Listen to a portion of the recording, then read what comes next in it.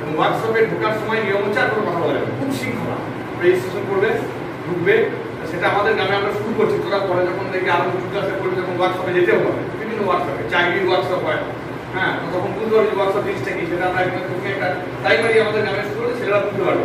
এখানে নামটা প্রথম রেজিস্ট্রেশন হলো, রেজিস্ট্রেশনের খাবারের কুপন দেয়, হ্যাঁ, কুপন নিয়ে এসে কুপন হারিয়ে ফেলে খেতে পারবে, কুপনের পয়সা থাকে।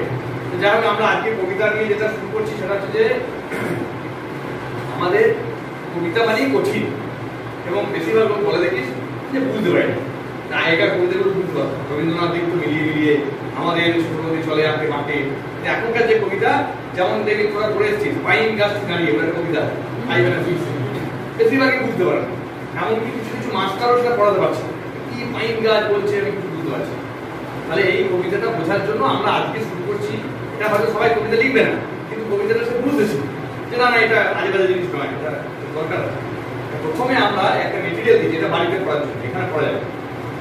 এখানে যেটা বলছি, প্রথম হচ্ছে দুটো কথা জানতে হবে। কবিতা লিখতে গেলে তিনটে বিষয় দরকার। এক নম্বর বিষয়, কোনো একটা বিষয়কে নিয়ে লিখতে। এমনিতে কবিতা লিখতে পারবো একটা বিষয়, আলমারি হতে পারে, ফুল হতে পারে, পাখি হতে পারে, আকাশ হতে পারে, একটা মানুষ মারা গেল সেটা হতে পারে, একটা মানুষ জয়লাভ করলো সেটা হতে পারে, একটা কিছু বিষয়। দ্বিতীয় কথা, সে যেটা লিখবে সেইটাকে সরাসরি লিখবে। এটা কেন বলছে, যেমন হয়তো সে লিখবে গাছ নিয়ে, তাহলে সে লিখবে না যে গাছটা হয়েছে, গাছ শব্দটাই থাকবে না। সে লিখবে আকাশের নিচে দাঁড়িয়ে রয়েছে তুমি। যদি লেখো একটা বিষয় ঠিক করে না, যে কোনো যেটা তোমার ইচ্ছা হবে।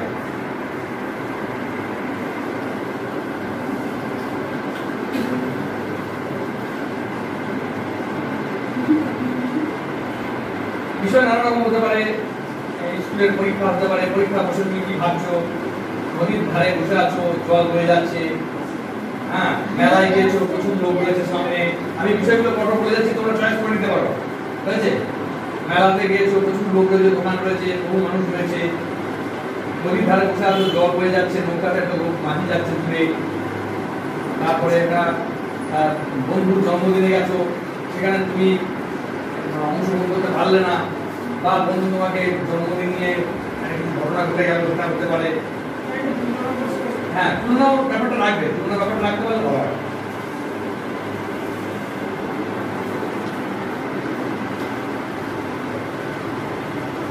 আর কবিতা সবসময় শুরু করে দিতে হবে, তারপরে লাইন চলে আসবে।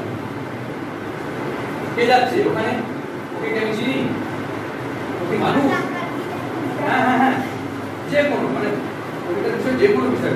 এবং প্রত্যেকে এখানে যারা লিখছে তারা কিন্তু যারা লিখতে পারবে না তারা কলমে করতে পারবে, কিন্তু লিখতে পারছে যখন লেখ একটা বিষয় দেখ না, পুজোকে নিয়ে লিখতে পারিস, সামনে পুজো আসছে তার জন্য কি হচ্ছে, মনের মধ্যে কি হচ্ছে, ঠিক আছে?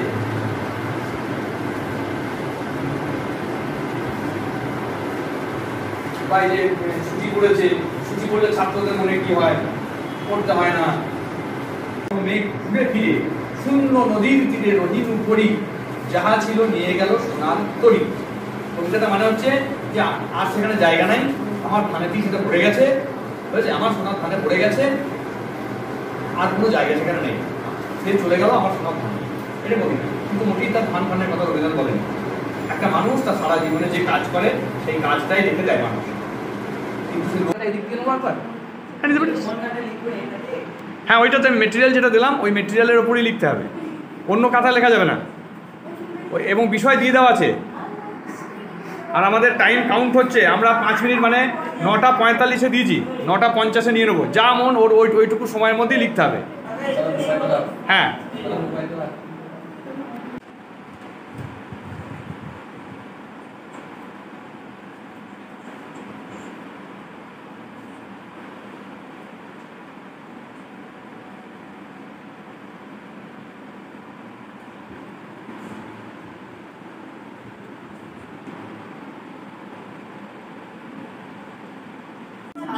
তুমি বয়ে চলেছ বহু দূর, কত জিনিস ভাসিয়ে, জলের সঙ্গে বহু গান আছে মাঝিদের নিয়ে। ও নদী, তোমায় একটা কথা শুধায় যদি, দিলে কি উত্তর তার, তুমি কেন এত প্রবল বেগে তুমি আছড়ে পড়লে এসে এই পৃথিবীর বুকে, তোমার জন্য কত দুঃখ কষ্ট না পাচ্ছে কতজন, কতই বা তোমার তেজ, কতই বা তোমার রাগ, যা পড়ছে ভয়ঙ্কর রূপে।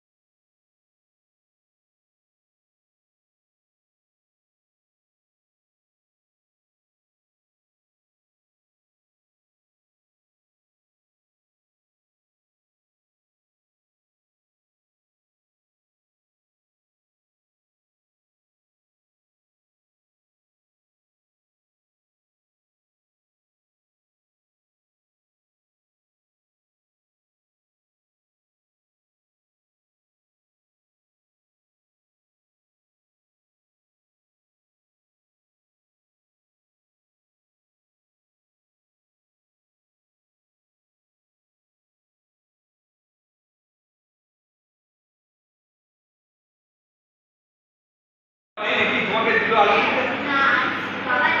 বাবা কোথায় গেছে? বাহ, বেশ ঠিক আছে। আচ্ছা বলছি তুমি স্কুল যাবে না আজকে? ও আজ তো রবিবার, আমি তো ভুলেই গেছিলাম যে স্কুলে ছুটি আছে। তা রবিবার দিন স্কুল যাও না? নাচের ক্লাসে যাও নি? ও বিকালে? বেশ ঠিক আছে, তাহলে তুমি আলু কিনতে যাও। আচ্ছা বাহ।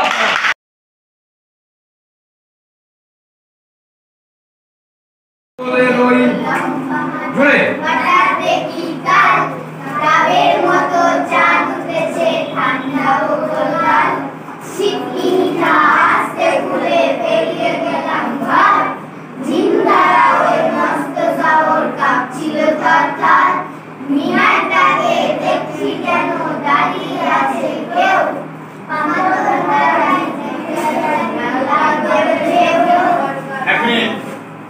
আমার সঙ্গে রেডি 1 আমি আগে করব তারপর বলেন 1 2 3 স্টার্ট। নাক নাক কোলের ওই লম্বা মাথায় হঠাৎ দেখি কাল।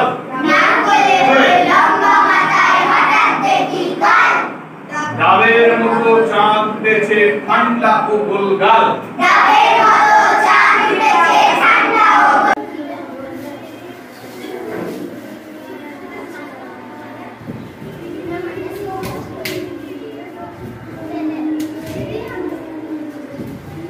বাহ বাহ বাহ,